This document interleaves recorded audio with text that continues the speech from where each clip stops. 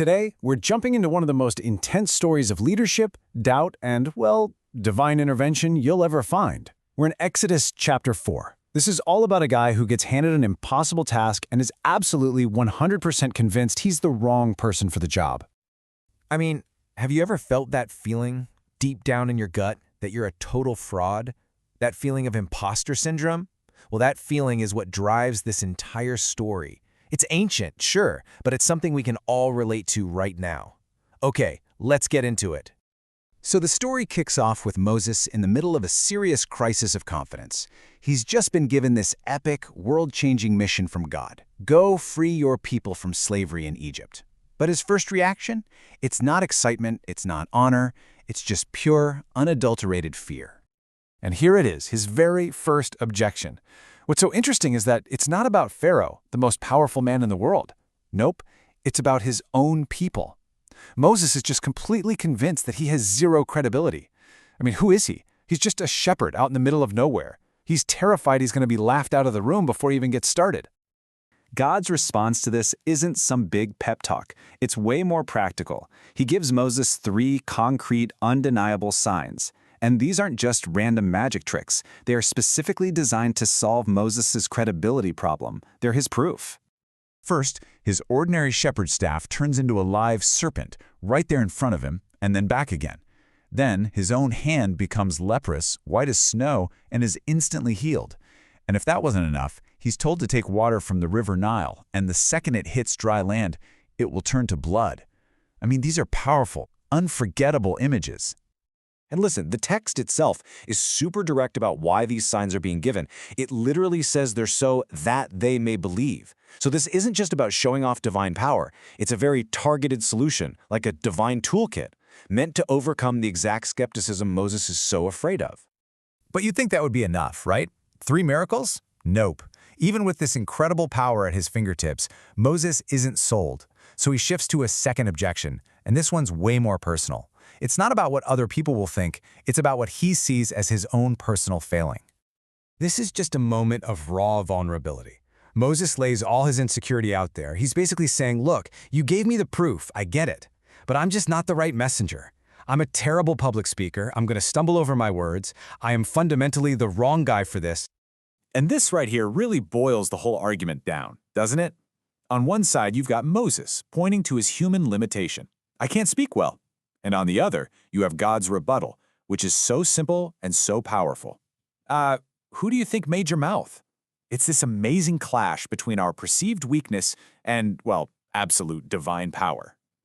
So here's the turning point. After all the signs, all the reassurances, Moses still hesitates. He actually asks God to just send someone else. And at this point, you can feel that the divine patience just snap. The text says God's anger was kindled. The tension in this conversation is at its absolute peak right here.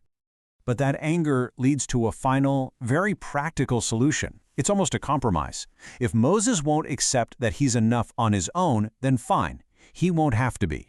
God points to Moses' own brother, Aaron, who, it turns out, can speak well. So the partnership is set. Aaron will be the mouthpiece, the spokesman. Moses will be the one with the direct line to God, holding the authority. It's kind of a reluctant team, born out of Moses' deep-seated insecurity. Okay, so with the leadership team finally sorted out, Moses agrees. He packs up his family and starts the long trip back to Egypt. But just when you think the internal drama's over, the story takes this sudden, shocking, and honestly, very bizarre turn.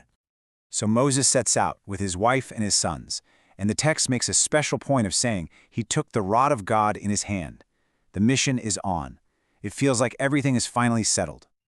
And then, bam! On the road, at an inn, danger shows up. But it's not from Egyptian soldiers. It's not from Pharaoh's spies. It comes from the very one who sent him on the mission in the first place. This has got to be one of the most jarring verses in the entire story. Just like that, with no warning, no explanation, the Lord confronts Moses and tries to kill him. After all of that back and forth, the whole mission is suddenly about to fail before it even really starts. What happens next is just a flurry of strange, decisive, and really confusing action.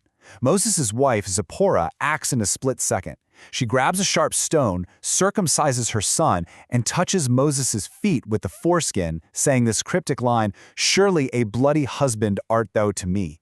Now, we're not told exactly why this works, but it does. The threat is over. God lets him go. It's this quick, violent, mysterious ritual that somehow saves Moses' life. After that incredibly bizarre and terrifying event, the journey continues. Moses finally meets up with his brother Aaron, and they go to face the elders of Israel. They're about to put that very first fear, the one that started this whole thing, to the test. And now the plan goes into motion. Just as they arranged, Aaron speaks the words, and Moses performs the signs, right there, in front of everybody. This is the moment of truth. This is the test. Will they believe him? The answer comes back in a simple, powerful statement. They did.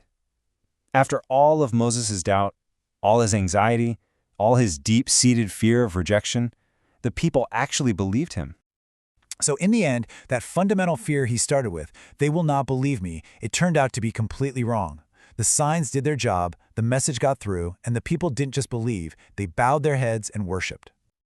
And that really brings us full circle, doesn't it? For Moses, it took supernatural signs, a divine argument, getting a partner, and a near-death experience to finally get him moving. And it makes you wonder, for the rest of us, when we're faced with our own huge tasks and that crippling self-doubt, what's the thing that finally pushes us from "I can't" to "Okay, let's do this"?